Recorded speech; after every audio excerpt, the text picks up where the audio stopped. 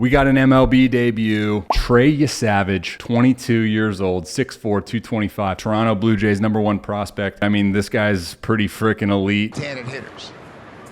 Comes right back with it, and he strikes out loud. First big league strikeout for Trey Yesavage. Yesavage after the game. How are 22-year-olds looking like they're 35 now? I don't understand. Here in his major league debut. Yeah, this is a...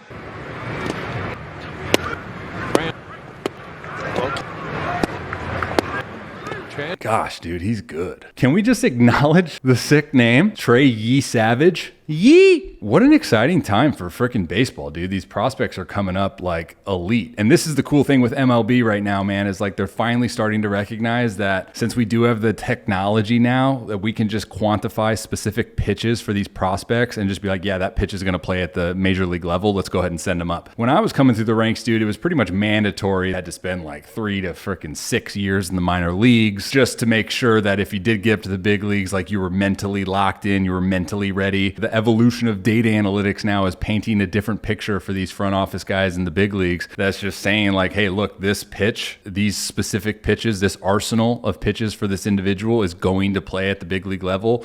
And we know that because of X, Y, and Z. It's less about the standard, what's his ERA in college? What's his ERA in minor leagues, right? Like what's his walks per 9? What's his whip, right? Now we have all of these expected stats, CSW, Stuff Plus, and we're basically allowing these Stuff Plus models to carry us into if a prospect should be promoted. The goal is to win big league games, right? So we're going to put our best assets out there. We are talking about Trey Yesavage. He got drafted, what, last year? Yeah, 2024 draft, didn't even pitch. Big leaguer. Holy smokes. I mean, like, you just don't see this. You guys want a little data analytics? You want Rob to go a little nerd on you? I'll go a little nerd on you. All right, let's pull up some baseball savant goodness, huh? Shall we? A little baseball savant. First thing that jumps out, release height. 7'1", 7'2". Yeah, obviously you can see it when he pitches. Release extension under 6 feet. 4-seam fastball, splitter, slider. I love the 3-pitch mix. Homeboy's coming in with like a 7-foot release height. Clear the torso, baby. Hitters are the most adaptable creatures on the planet. With guys making like their MLB debut, unfamiliarity for hitters is like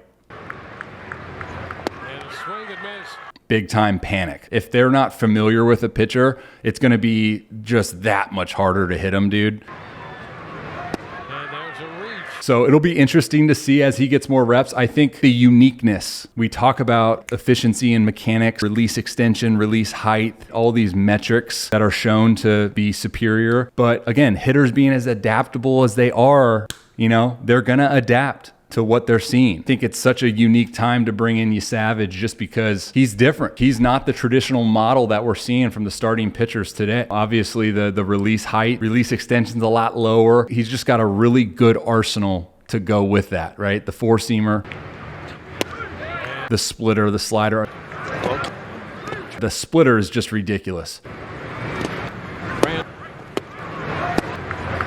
He'll show a curveball. I don't think he threw a curveball in his debut. 19 total whiffs, 11 whiffs out of the 14 swings on the splitter. That's just ridiculous, dude. Dude, he threw 19 splitters. He got 14 swings and he got 11 whiffs. Oh my gosh. As you can tell, the 4-seamer is going to ride, dude. It's got like a 12.15, 12.30 observed spin, 19.7 inches of ride, elite carry. And the way that he's releasing that, dude, with the active spin, he's highly efficient with the 4-seamer. Not only is he allowed to throw that up in the zone, but he's also going to get a lot of takes on that down to the zone. We're talking about in between innings. That's a huge reason why he gets so many freaking swing and misses on the splitter. Because if he's able to tunnel that 4-seamer at the bottom of the zone, he's going to get some ridiculous swing and misses on his splitter. And the slider, although it's not as elite as the splitter, it plays perfectly with his other pitches, his fastball and his splitter. It's short, almost like cutter-like break. Let's go ahead and dive into a little splitter Johnson, a little split slow-mo.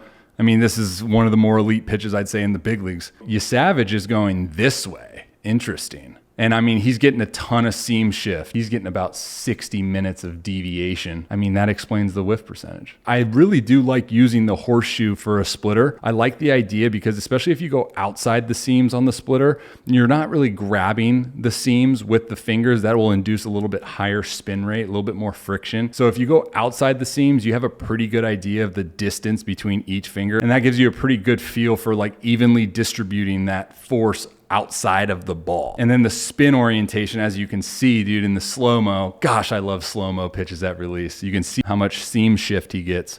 A little SSW for the kid. It's amazing because like this is the beauty of pitching. I said this last week. There's 100% a need for like teaching and coaching mechanical efficiency, leveraging bigger muscle groups, right? Producing as much power output as your human body can produce safely and efficiently. But then like when we look at the art of throwing a baseball, dude, the body can organize in so many different ways to complete that task. And I really think that what can separate somebody apart is just being different from the rest of the pack, right? Hitters are the most adaptable creatures on the planet, dude. They adapt the more they see something. So if you come in here with just a little bit different 7'2" freaking release height, short stride, real short extension, 20 inches of carry on the four seamer, freaking huge seam shifter, split P, you're going to have success, dude. I think it's a perfect time for them to bring him up. Blue Jays, why wouldn't they go for it all? Bring him up, get his feet wet here in September, and he's going to be a huge integral piece to the Blue Jays playoff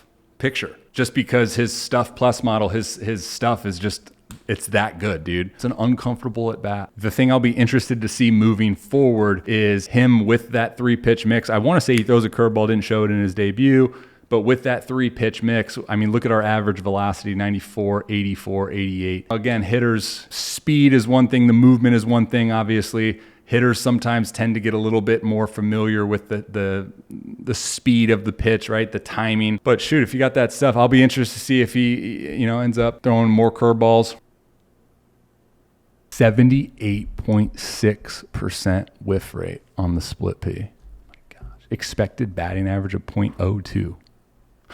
Now, remember, guys, these are debuts, right? These are debut numbers. So he sets a Toronto record with 9 Ks in his debut.